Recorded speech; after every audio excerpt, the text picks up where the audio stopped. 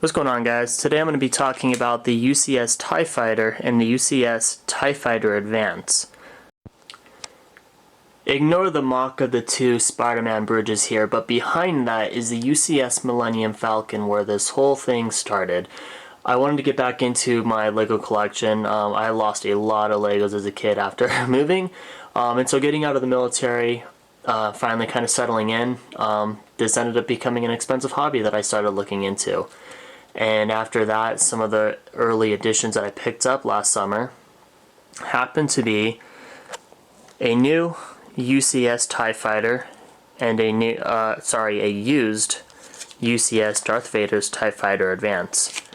Jumping on these super late, these other videos that I have were from the unboxing and part of the building.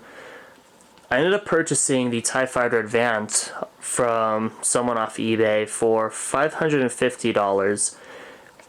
I didn't know about Bricklink at the time, and so looking at it now, I think used sets go for about $400 to $500, so I messed up on there.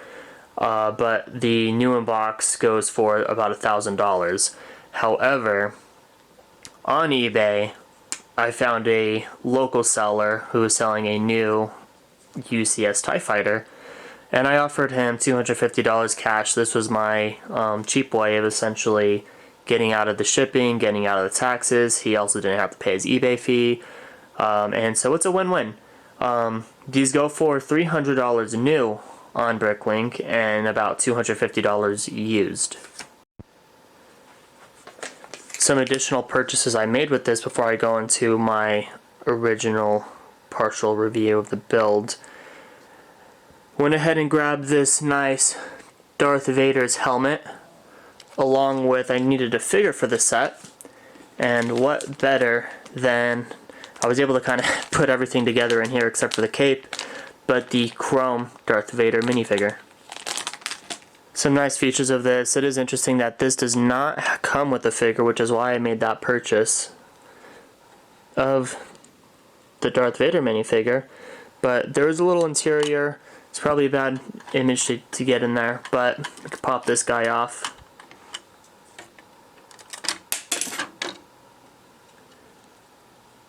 And get a little glimpse. I don't know, it's hard to see the cockpit.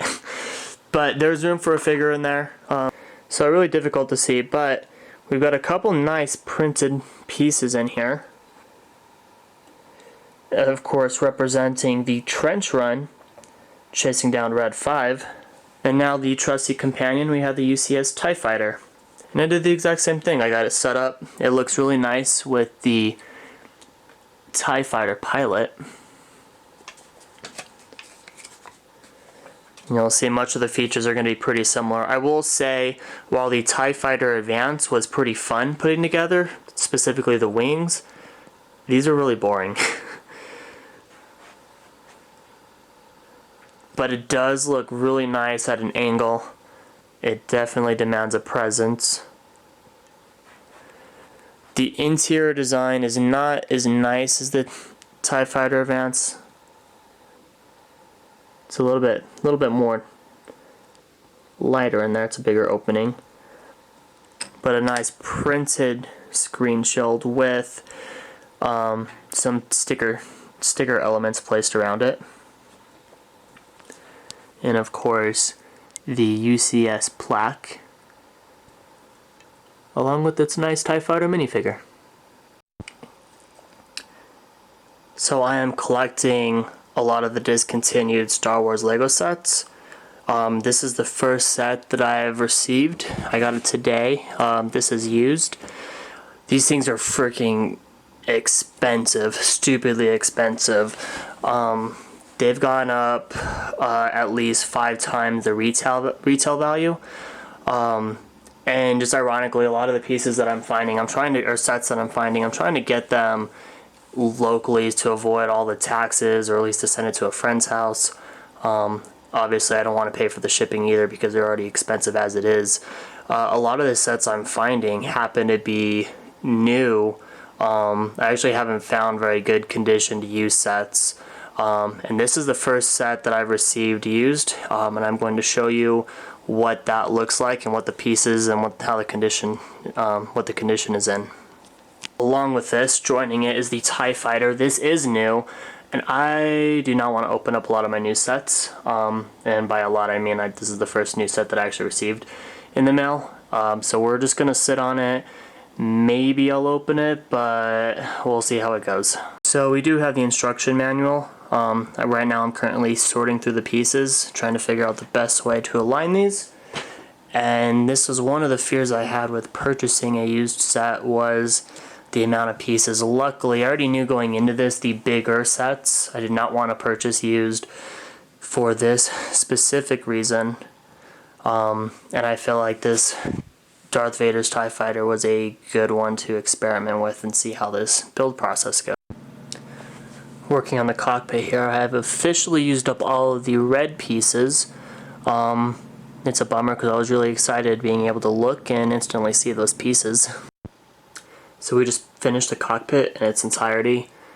The next step is going to be the base, the posterior part of the cockpit of Vader's TIE Fighter. You've already seen the reviews probably, but you do have a little section in here for someone to sit. But it is a pretty nice spherical shape. Here we are with trying to put everything together.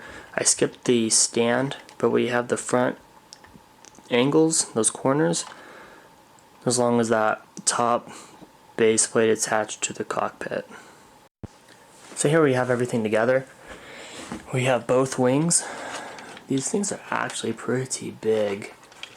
As you can see, I can just press my hand up to it. I do have slight curves in these already, and these are getting ready to get connected. We can now marry the two. Reunited at last. So off camera, I did manage to actually put those wings together. I just had to actually stand it up instead of keeping it curved, but it is actually pretty heavy. So now we'll go ahead and start the stand. So we are all finished.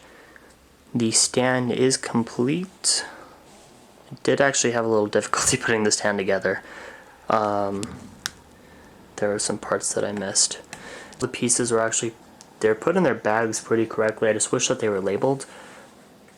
I opened up the bag that essentially had all of the wings when I was starting the cockpit and the base, and just made it a little difficult. But without further ado, let's get this thing mounted. So this will be my review of the Star Wars UCS Vader's TIE Fighter Advance, set number 10175. So I received this box. The box is pretty banged up, but for use set it's not that big of a deal. The artwork on this is pretty nice.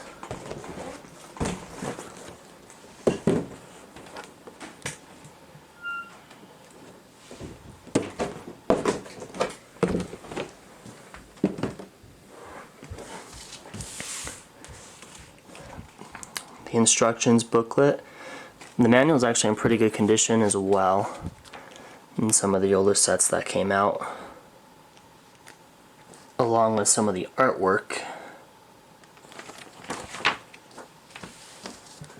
And finally, this beast. And